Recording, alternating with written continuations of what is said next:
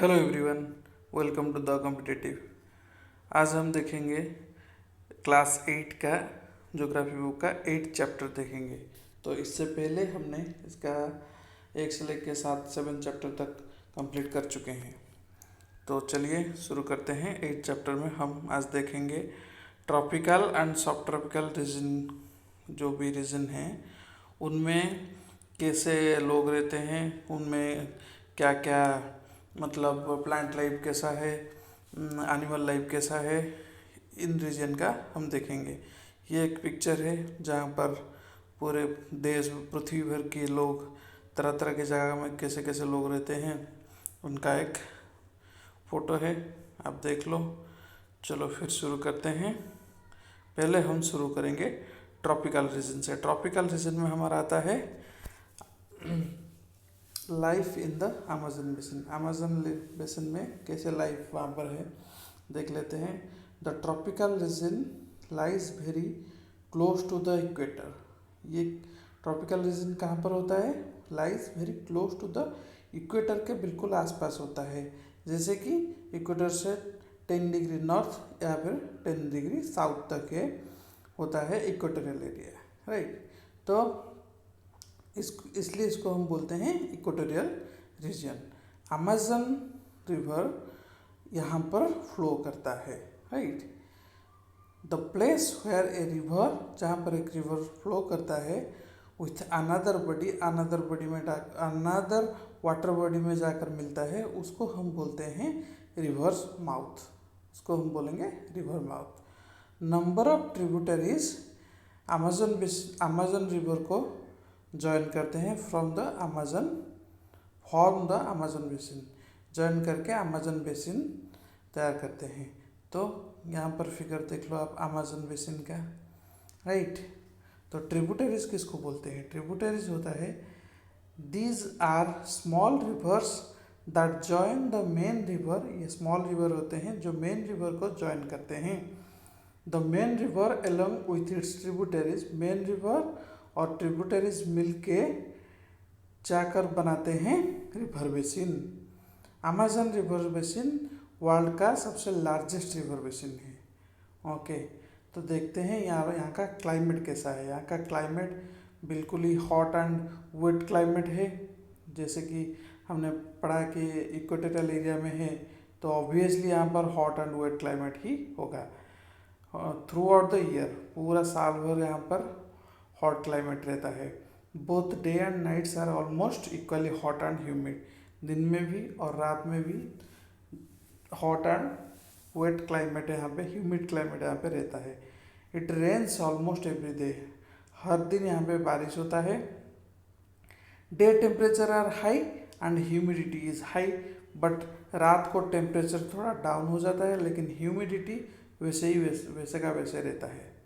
वहाँ पर क्या होता है, वहाँ पर जो क्योंकि वहाँ पर ज़्यादा बारिश होता है इसलिए वहाँ पर होता है rain forest.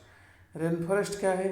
It rains heavily in this region. इस रीजन में हेवीली रेन होता है इसलिए वहाँ पे थिक फॉरेस्ट ग्रो होता है।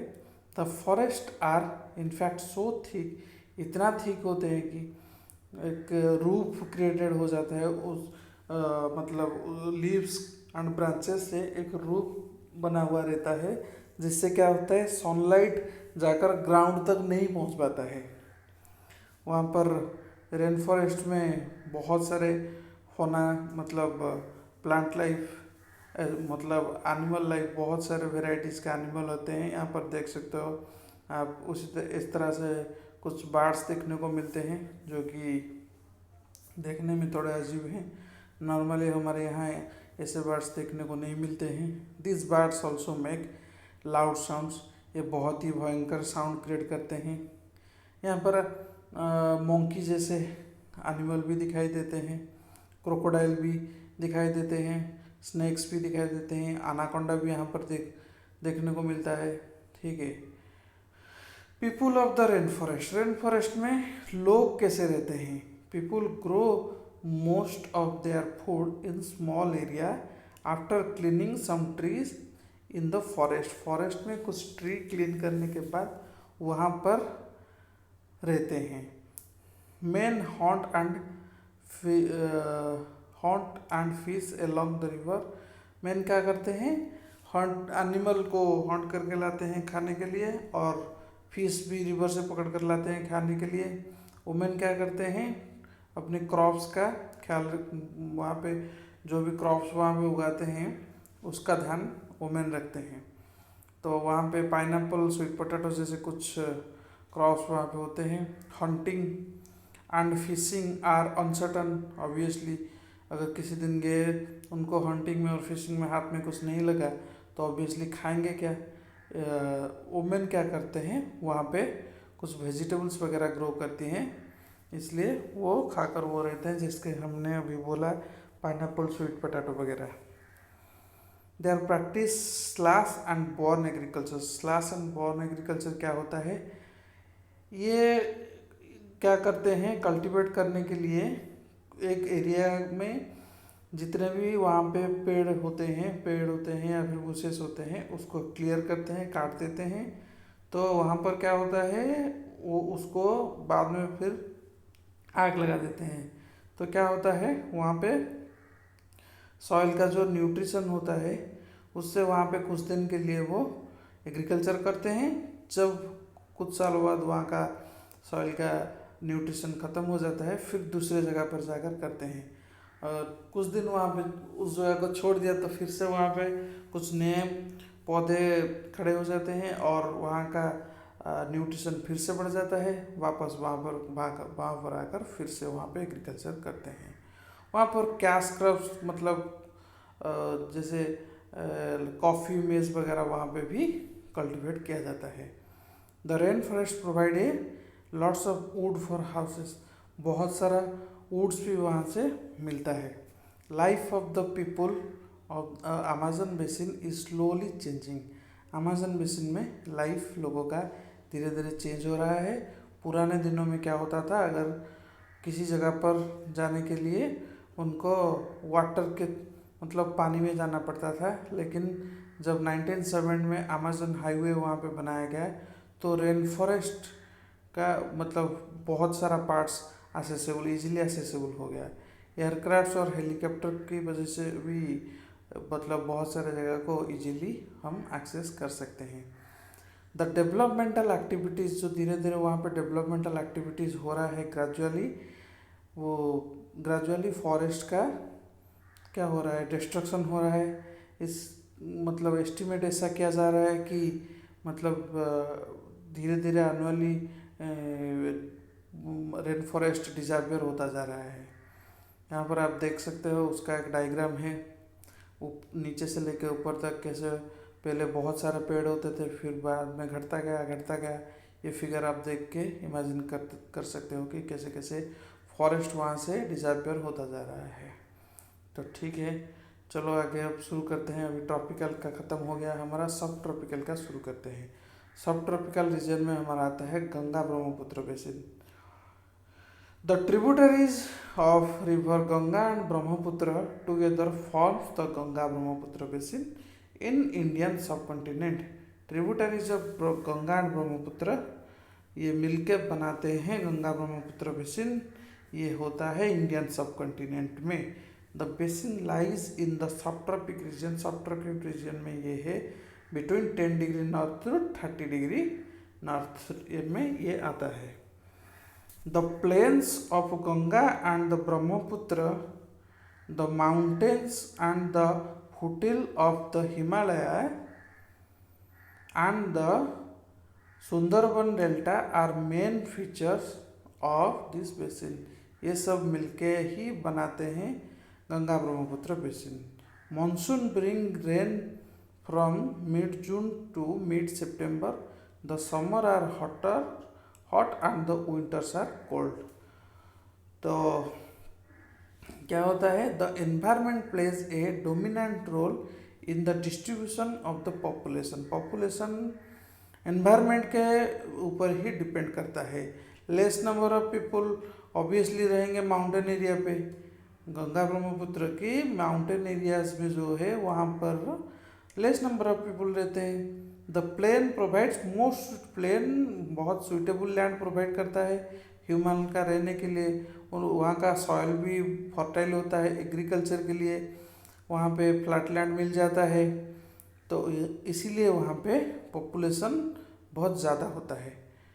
वहाँ का मेन मेन क्या होता है, main crops are paddy, since cultivation of paddy require sufficient water, क्योंकि पानी बहुत चाहिए पैडी के लिए। It grows in the area where the amount of rainfall is high, जहाँ पे रेनफॉल हाई होता है। पॉपुलेशन डेंसिटी क्या है, पॉपुलेशन डेंसिटी है it means the number of person that live in 1 square kilometre of area. 1 square kilometre में कितने लोग रहते हैं उसको हम बोलेंगे population density. Population density of Uttarakhand जैसे हो गया 189, while density of West Bengal हो गया 1029, 1029, एंड बिहार का हो गया 1102। ओके हाँ, जैसे कि हम यहाँ पे पढ़ रहे थे कि जो वहाँ पे पैडी व्हीट भी होता है, मेज भी होता है, कैश क्रॉप्स भी होता है, शुगर केन, कैश क्रॉप्स जैसे शुगर केन हो गया, जूट हो गया, यहाँ पे होता है। बनाना भी प्लांटेशन किया जाता है कुछ एरिया में।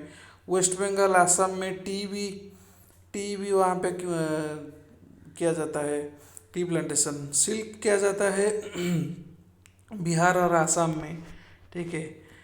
इन the Ganga and Brahmaputra plain tropical deciduous trees grow करती हैं along with teak, sal and peepal. Thick bamboo groves are common in the Brahmaputra में बाम्बो ट्री बहुत मिलते हैं। The delta are covered with mangrove forest in part of Uttarakhand, Sikkim and Arunachal Pradesh.